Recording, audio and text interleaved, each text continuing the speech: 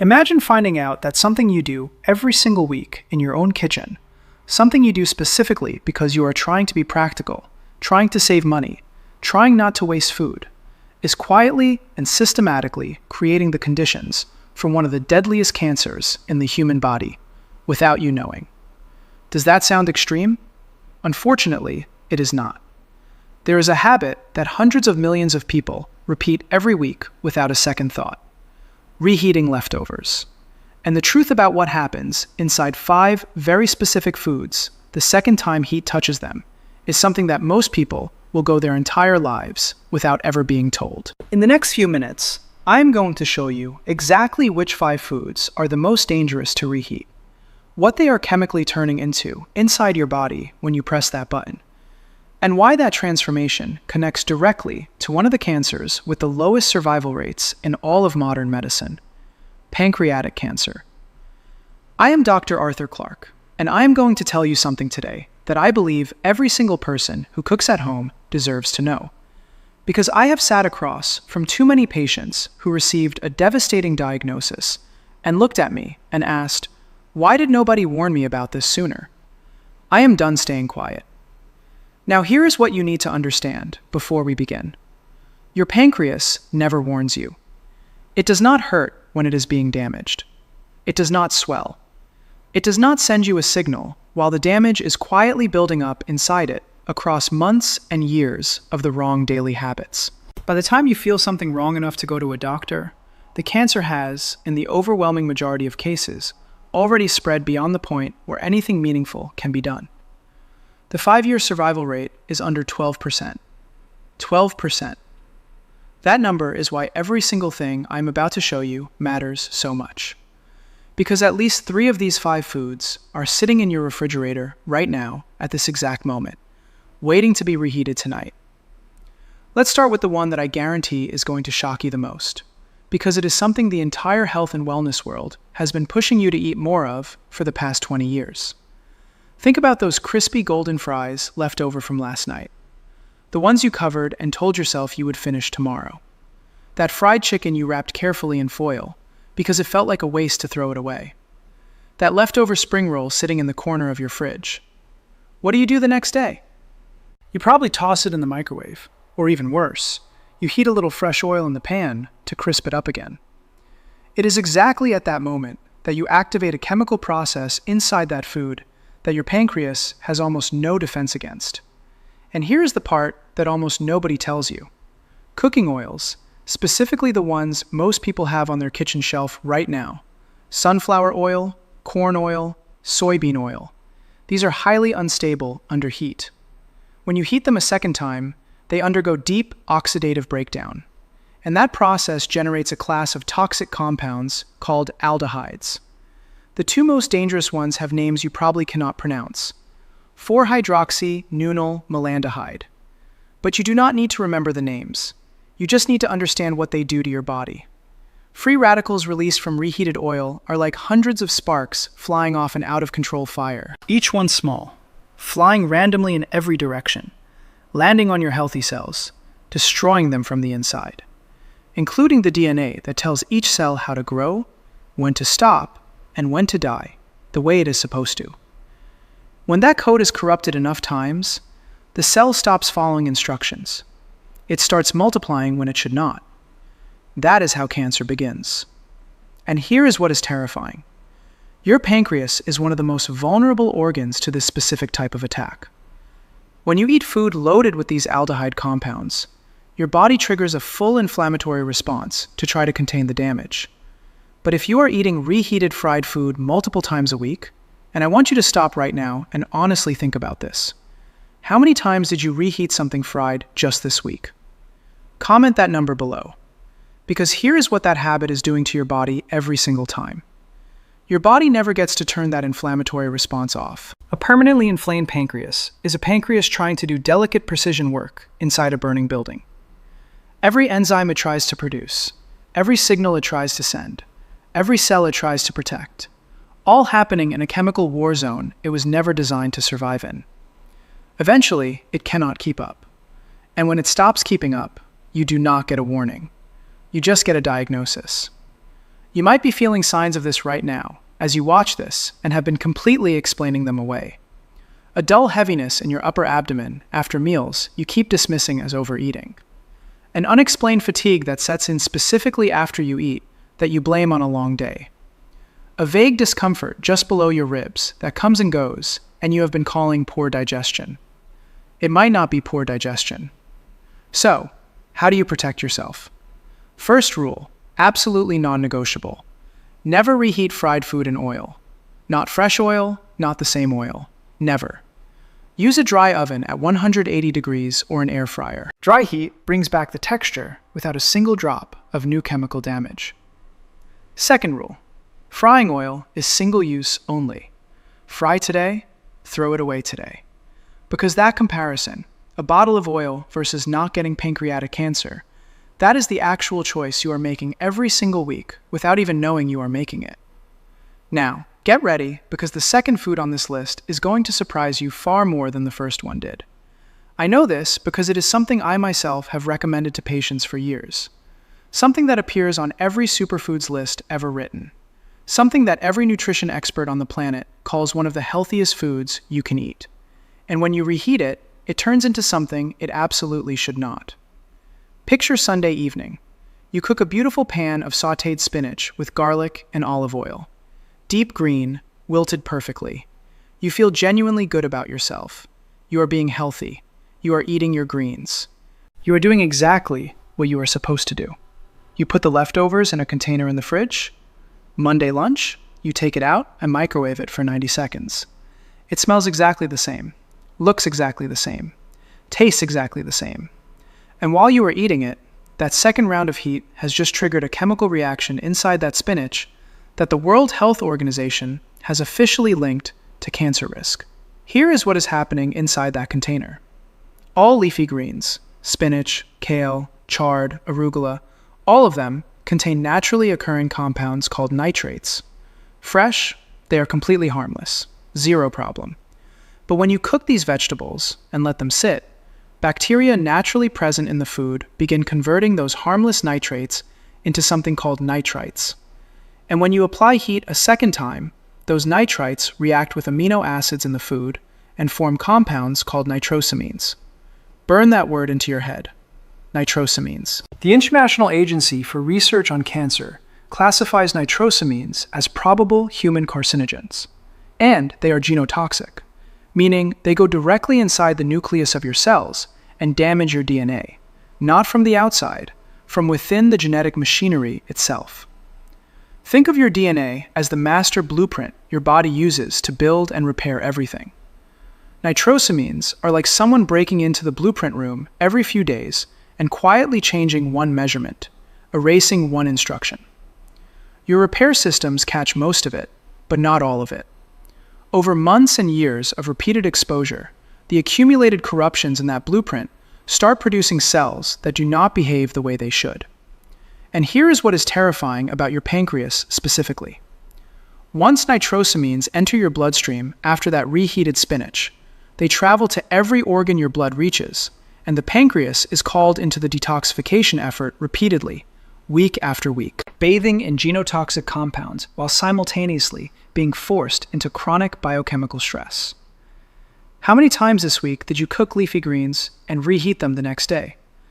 Write the real number in the comments, because most people do this completely innocently, and the innocence of it is exactly what makes it dangerous.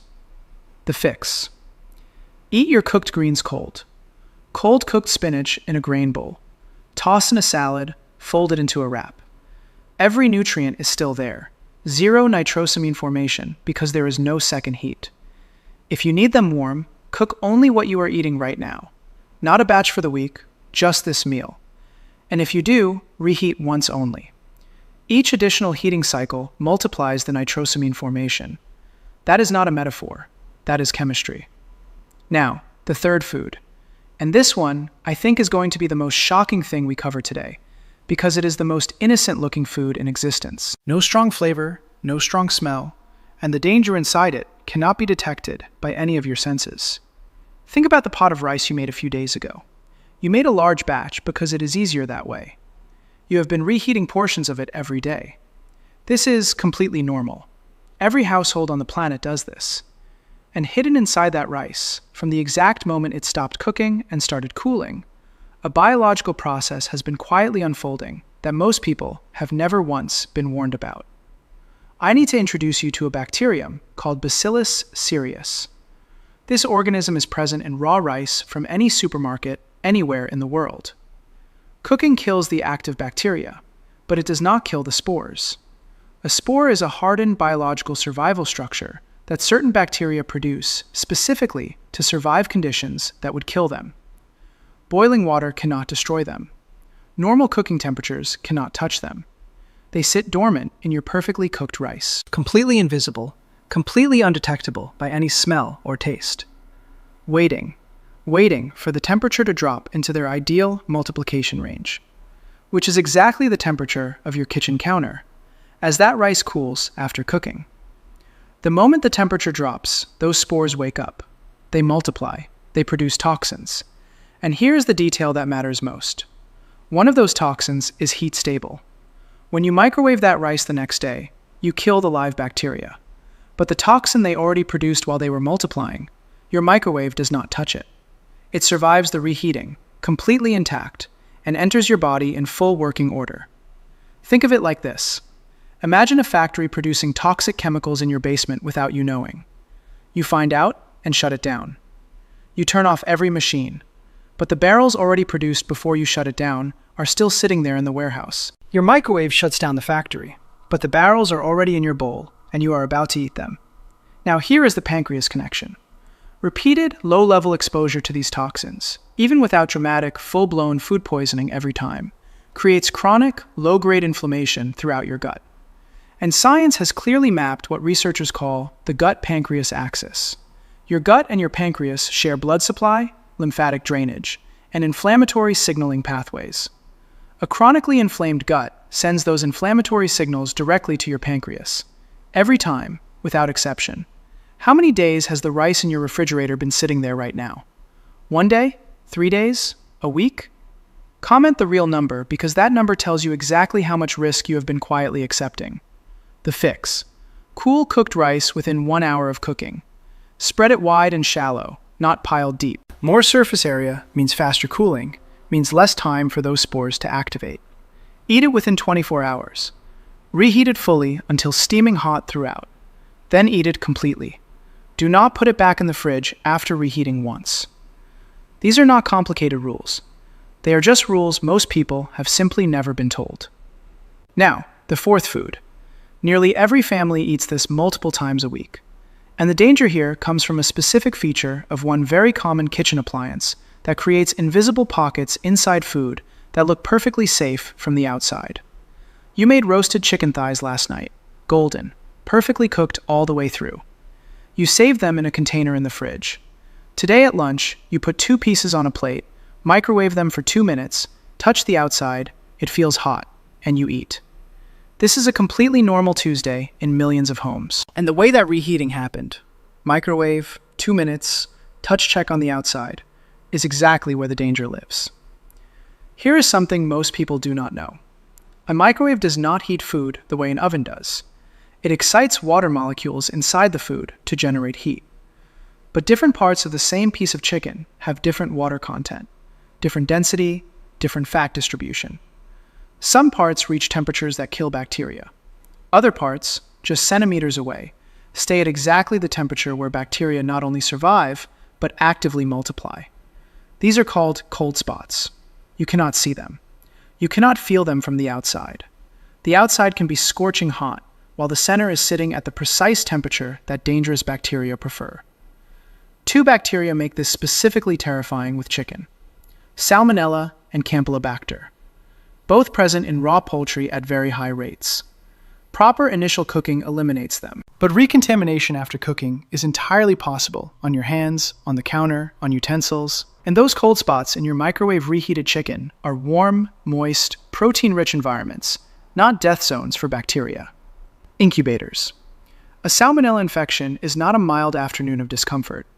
It is a systemic biological event. High fever, violent cramping, sustained vomiting, and diarrhea. Your entire immune system mobilized for war. And while that war is happening in your gut, your pancreas is not watching from the sidelines. It is pulled into the inflammatory response every single time. And here is what concerns me most as a doctor. Full dramatic poisoning is not the only way this damages you. Repeated low doses, too small to knock you completely down, but enough to keep your gut in a state of low-grade, chronic inflammation. Those are the exposures that accumulate quietly over years into conditions your pancreas simply cannot escape. Be completely honest right now. When you reheat chicken, do you verify it is steaming hot all the way through the thickest part? Or do you touch the outside and assume the inside matches? That gap between assumption and reality is exactly where salmonella lives. The fix. Use the oven. 175 degrees Celsius, covered tightly with foil. 15 to 20 minutes. The moist, trapped heat reaches every part uniformly. No cold spots anywhere. If you must use a microwave, cut the chicken into small, uniform pieces. Use medium, not maximum power. Stop halfway through and rearrange everything. Then let it rest covered 2 full minutes after heating. Or eat it cold. Cold chicken shredded into a salad eliminates every single risk we just discussed. 0 reheating, 0 cold spots, 0 inflammatory cascade reaching your pancreas. Now we have reached the 5th and final food. And this one is unique because it carries not one, but 2 completely separate chemical dangers happening at the exact same time. 2 different attacks on your pancreas from a single bowl of leftovers. Think about the roasted potatoes from last Sunday. Perfect, golden, crispy outside, fluffy inside. You made a whole tray. Monday evening, you take them out, toss them in a pan with a little oil to crisp them back up, and eat them feeling resourceful.